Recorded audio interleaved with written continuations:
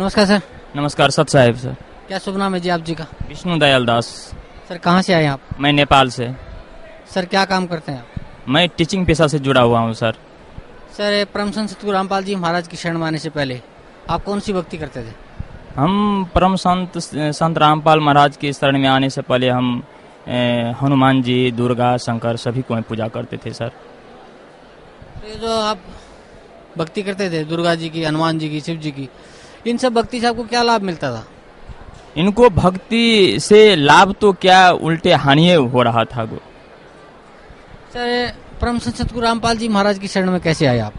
हम एक मेरा साथी भगत जी है, इसी से दीक्षा लेकर के गए थे। उसी ने बोला था कि उधर ले जाओ, उधर ठीक हो जाएगा तेरे बच्ची को। मेरे बच्ची को हाथ हिल रहे थे और उसी ने बोला तो मैं लाया इधर।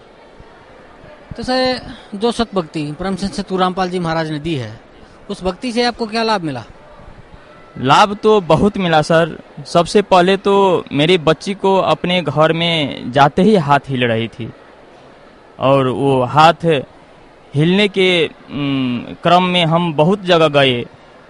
काफ़ी डॉक्टर के, फेमस डॉक्टर इंडिया और नेपाल सभी जगह गए, लेकिन कहीं नहीं ठीक हुआ। जब जाते थे इलाज कराने के लिए, वो तो जांच में कुछ नहीं आ पाता था, टेस्ट में कुछ नहीं आता था और जैसा को तैसा ही रहता था। इस एवं प्रकार हम जब डॉक्टर के पास गए, कुछ नहीं हुआ, तो हम धामी झांकरी के पास जाने लगे और धामी झांकरी के पास जाने लगे तो भी अनेक किस्म का धामी झांकरी आई मेरे घर पर। कोई 10,000, 20,000, 30,000 लेकर के ले जाते थे, लेकिन कुछ नहीं हो पाता था। जब तक धामी मेरे घर में रहता था तब तक ठीक रहता था और घर से निकलते ही फिर जैसा को तैसा हो जाता था, हाथ वैसा ही हिलने लगता था और कुछ नहीं लाभ हो रहा था। तब जब भगत जी ने मेरे को बोला, जो अब आप थक गए इसी सारी संसारिक दुनिया से, सभी को पूजा पाठ करते, आप घर में देवी देवता है उसको भी पूजा करके आप थक गए, तो अब एक पास मैं बोल रहा हूँ उधर जाइए बरबाला संत रामपाल महाराज के पास, उधर ठीक हो जाएगा। तो जब उन्होंने बोला तो मैं यहाँ पर आया, मेरे भक्तों के साथ वहाँ को उनको लेकर मैं यहाँ पर आया।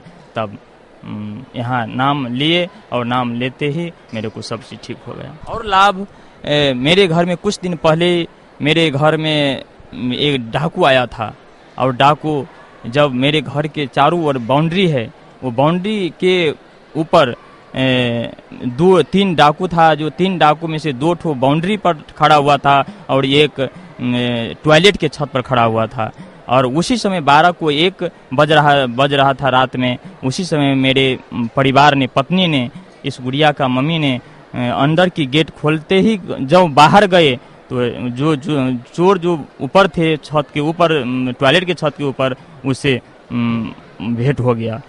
और उसी वक्त में मेरे परिवार जो थे, पत्नी, वो डर गई और जब डर गई तो चोर डाकू ने जब छत पर से, टॉयलेट की छत पर से उतरने लगी अटैक करने के लिए, उसी वक्त में गुरुदेव संत रामपाल महाराज ने वहाँ पर बीच में विराट रूप दिखाकर प्रकट हो गए और मेरे पत्नियां के आशीर्वाद देते, उधर चोर जो की ओर देखते हुए आशीर्वाद दिए कि सब चोर, जो तीनों चोर थे, कूद गए।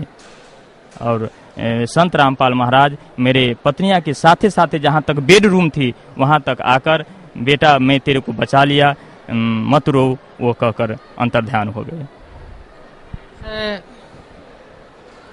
परम संत सतगुरु रामपाल जी महाराज से नाम उपदेश लेने के बाद आपकी जो बेटी की लाइलाज बीमारी थी वो भी ठीक हो गई और आपके घर में जो डाका डलने वाला था, परम संत सतगुरु रामपाल जी महाराज ने वहाँ प्रकट होके उसको भी टाल दिया। तो सर भक्त समाज को क्या संदेश देना चाहते हैं आप?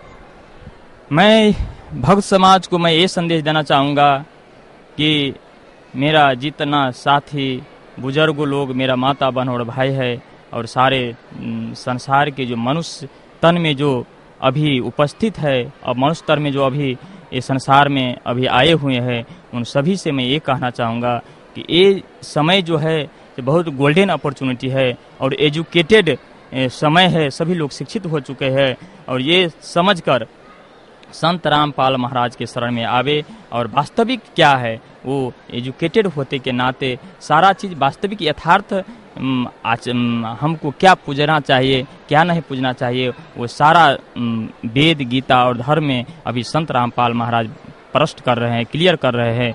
उसको सुने और नाम दीक्षा लेकर अपने कल्याण करे भाई। सर धन्यवाद आपका, बहुत बहुत धन्यवाद।